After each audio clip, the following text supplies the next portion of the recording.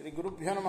శ్రీ మహాగణాధిపతి నమ. శ్రీ సరస్వత్యన్మ భక్తులరా, వాల్మీకి మహర్షి రచించిన శ్రీమద్ రామాయణం యథాతథంగా చెప్పుకున్నాం. ఇందులో భాగంగా నేటి వరకు బాల, అయోధ్య, అరణ్య, కిష్కింద, సుందరకాండలో పూర్తి చేసి యుద్ధకాండలో 114వ సర్గ వరకు చెప్పుకున్నాం. ఈ రోజున 113వ సర్గ వరకు చెప్పుకున్నాం. ఈ రోజున 114వ సర్గ చెప్పుకుందాం. చెప్పుకునే ముందు వాల్మీకి మహర్షిని ప్రార్థన చేసుకుందాం. కుజంతన్ రామ రామేతి మధురం మధురాక్షరం ఆరుహ్య కవితా శాఖం వందే వాల్మీకి కోకిలం. సమర్థద్గురు సాయినాథ్ మహారాజ్ की జై. రాక్షసాంగనులందరూ కూడా అలా రోధిస్తూ ఉండగా రావణాసురుడికి అత్యంత ప్రియురాలు పట్టపురాణి అయిన మండోదరి అక్కడికి వచ్చింది. రాముడి చేతిలో చచ్చిపడి ఉన్న పెనిమిటిని చూసింది. పట్టరాని దుఃఖం వచ్చింది. వెక్కి వెక్కి ఏడుస్తూ, ప్రభో నువ్వు ఎంత గొప్పవాడివి, కుబేరుడి యొక్క తమ్ముడివి సాక్షాత్తు. నీ కోపం వస్తే దేవేంద్రుడైనా కూడా నిలవకుండా భయపడి పారిపోతాడు.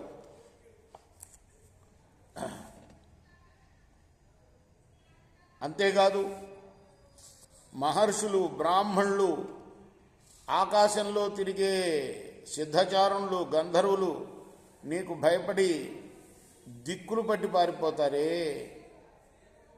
ఒక మనుష్యుడి చేతిలో పడిపోవటం ఏమిటి రాజా? జనస్థానంలో అంతమంది రాక్షసులతో ఉన్న నీ తమ్ముణ్ణి, కరుణ్ణి చంపివేశాడు అని తెలిసినప్పుడే రాముడు మనుష్యుడు, మా మనుషమాత్రుడు కాడు అని నీకు తోచింది. ఆ సంగతి నాకు తోచింది, ఆ సంగతి నీకు చెప్పాను కూడా అప్పుడే. ఇంకా దేవతలకు కూడా అడుగు పెట్టడానికి వీలుగాని లంకలో హనుమంతుడు ప్రవేశించినప్పుడే అందరం ఆశ్చర్యపోయాం. అతని పరాక్రమానికి వ్యధపడిపోయాం. ఇంకా భయంకరాకారులైన వానరులు, ఒక్కొక్కడు కొండంత ఉన్నవాడు, వాడు వారధికి వారు సేతువు కట్టారని తెలిసినప్పుడే నా మనసులో రాముడు మానవ మాత్రుడు కాడు అని అనుకున్నాను. నిన్ను చంపేయటానికే అరవి కాని మాయతో సీతను సృష్టించి యముడు స్వయంగా రాముడి రూపం ధరించి వచ్చి ఉండవలే, లేదా దేవేంద్రుడైనా వచ్చి ఉండవలే. అయితే యముడికి కానీ దేవేంద్రుడికి కానీ నీ ఎదుట నిలిచి ఉండే శక్తి లేదు. ఆ రాముడు సాక్షాత్తు నారాయణుడే సుమా. జగత్తును పోషించేవాడు, శంఖ చక్రధరుడు, శ్రీవత్సం అనే ఎర్రటి మత్స్యాకారపు మత్స్య ఎదుర్రొమ్ము కుడివైపున ఉన్నవాడు, ఎప్పుడూ లక్ష్మీదేవిని ఎడబాయినవాడు ఆయనే అయి ఉండాలి. అందువల్లనే ఆ సత్యపరాక్రముడు, ఆ లోకేశ్వరుడు, ఆ మహావిష్ణువు ప్రత్యక్షంగా లోకాలకు మేలు చేయతలచి మానవాకారుడు ఆకారంతో వచ్చాడు. వానర రూపంలో ఉన్న దేవతలను వెంట పెట్టుకుని వచ్చాడు. నీ రాక్షస పరివారాన్ని నిన్ను వధించేశాడు. రాజా, నువ్వు ఇదివరకు దేహేంద్రియాదులను నిగ్రహించి త్రిభువనాలని జయించావు. ఇప్పుడు ఆ ఇంద్రియాలే పగబట్టి నిన్ను జయించాయి సుమా. సౌందర్యానికి ఆ సీతను మించిన వాళ్ళు ఎంతోమంది ఉన్నారు.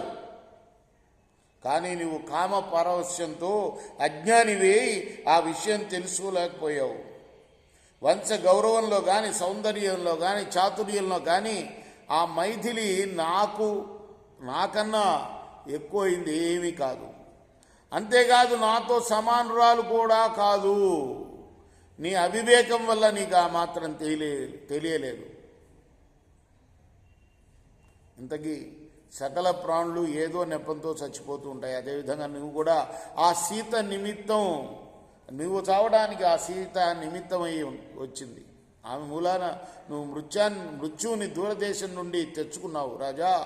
ఇంకా సీతాదేవి నిర్విచారంగా రాముడితో విహరిస్తుంది. నేను మందభాగ్యురాలను, ఘోరమైన శోకసాగరంలో పడ్డాను. నా రక్షకులు, నా తండ్రి, నా పెనిమిటి, నా కొడుకు, గర్వించిన శత్రువుల్ని మర్దించినారని, సూర్యులని బలపౌరుషాలకు ప్రసిద్ధి ఎక్కినారని, ఎవరి వల్ల ఏ భయం లేనివారని ఆ రామలక్ష్మణులు ఇద్దరూ అటువంటి వారని నేను గట్టిగా నమ్మాను.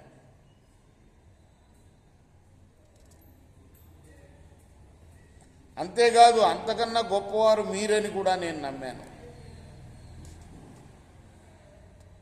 రాజా, ముల్లోకాల్లో అమూల్య పదార్థాలను అన్నింటిని కూడా తెచ్చుకొని అనుభవించావు. నువ్వు ముల్లోకాలని గజగజలాడించావు. యుద్ధంలో ఎన్నో మాయలు పన్నేవాడివి. అక్కడక్కడి నుంచి దేవకన్యల్ని, అసుర కన్యల్ని, మానవ కన్యల్ని అపహరించుకుని వచ్చేవాడివి. శత్రువుల భార్యలను దుఃఖపెట్టేవాడివి. స్వజనులకు నాయకుడయ్యావు. లంకాద్వీపాన్ని కాపాడావు. భయంకర కృత్యాలకు అన్నిటికీ నీవే కర్తవు. మమ్మల్ని కామభోగాల్లో ముంచావు. నువ్వు రథికుల్లో శ్రేష్ఠుడు. ఇంత ప్రభావం కల నిన్ను నా పెనిమిటిని రాముడు పడగొడితే, నా ప్రియుడు చచ్చిపోతే చూస్తూ నేను ఇంకా చావకుండా బతికి ఉన్నానేమిటి? నేను బహుశా వజ్రశిలనై ఉంటాను. ప్రభో, నీ సుకృతాన్ని, దుష్కృతాన్ని మూటగట్టుకొని నీవు నీ దారిన పోతూ ఉన్నావు. అందుకోసం నేను దుఃఖపడటంలే. నీ ఎడబాటును నేను సహించలేను, భరించలేను. నన్ను గురించి నేను దుఃఖపడుతున్నాను. ఓ పుణ్యాత్ముడా, నీ మేలు కోరి నీ మిత్రులు చెప్పిన మాటలు నువ్వు వినలేదు. నీ తమ్ముడు విభీషణుడు సర్వ విధాలా నీ మేలు కోరి సహేతుకంగాను, అర్థయుక్తంగాను, యథాశాస్త్రంగాను, శ్రేయస్కరంగాను ఎంతో మృదువుగా చెప్పాడు నీకు. నువ్వు వినలా. విభీషణుడేమిటి, నీకు మారీచుడు కూడా చెప్పాడు. నీ తమ్ముడు కుంభకర్ణుడు కూడా చెప్పాడు. నా తండ్రి కూడా చెప్పాడు. నీ పరాక్రమం ముందు నీ పరాక్రమం వల్ల నువ్వు ఎవరి మాటలు వినలేదు. ఆ ఫలం ఇప్పుడు ప్రాప్తమైంది. ఇలా అంటూ ఏడుస్తూ ఉంటే మండోదరి ఆమె హృదయం కుమిలిపోయింది. పాపం ఏడ్చి ఒళ్ళు తెలియకుండా రావణాసుడి యొక్క వక్షస్థలం మీద పడి మూర్ఛపోయింది. ఆ తర్వాత ఆమెతో పాటు ఏడుస్తున్న ఆమె సవతులు గబగబా ఆమెను లేవదీసి కూర్చుండబెట్టి, ఓ దేవి, ప్రతి ప్రాణికి బాల్య, కౌమార, యవ్వన, వార్ధక్య దశాభేదాలను బట్టి మార్పు తప్పదు. రాజుల వైభవానికి నిలకడ ఉండదు. ఈ విషయం నీకు తెలియందేం కాదు. ఎందుకు దుఃఖపడతావు అంటూ ఊరడించారు.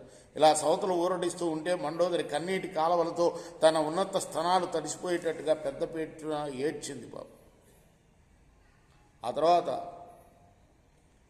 అటువైపు రాముడు విభీషణును చూచి, ఓ మిత్రుడా, నీ అన్నకు దేహ సంస్కారం చేయాలి. ఈ స్త్రీలను అందరినీ కూడా వెనక్కు పంపించు అని చెప్పాడు. ధర్మ సహితంగా ఉన్న ఆ మాటలు విని వినయసంపన్నుడైన విభీషణుడు మనసా ఆలోచించాడు. రామా, ఈ రావణుడు ధర్మం తప్పాడు. వ్రతానుష్ఠానం వదిలిపెట్టాడు. క్రూరుడు, ఘాతకుడు, అనృతాలు ఆడేవాడు, పరదారులను ఎత్తుకొచ్చినవాడు. వీడికి దహన సంస్కారం చేయడానికి నేను తగిన వాడిని కాదు. ఈ రావణాసురుడు నాకు భ్రాతృరూప శత్రువు. నీకు అపకారం చేశాడు. జ్యేష్ఠుడనే గౌరవాన్ని బట్టి నాకు పూజ్యుడైనప్పటికీ నేను పూజించతగినవాడు కాదు. అయితే జ్యేష్ఠుడికి ఉత్తరక్రియలు చేయలేదని లోకులు నన్ను వారి ఇష్టం వచ్చినట్టు వారు దూషిస్తారు. ఆ తర్వాత అతడి గుణగణాలను గురించి కూడా తెలుసుకుంటారు. కాబట్టి నేను మంచి పనే చేశాను అనుకుంటారు అని విభీషణుడు అన్నాడు.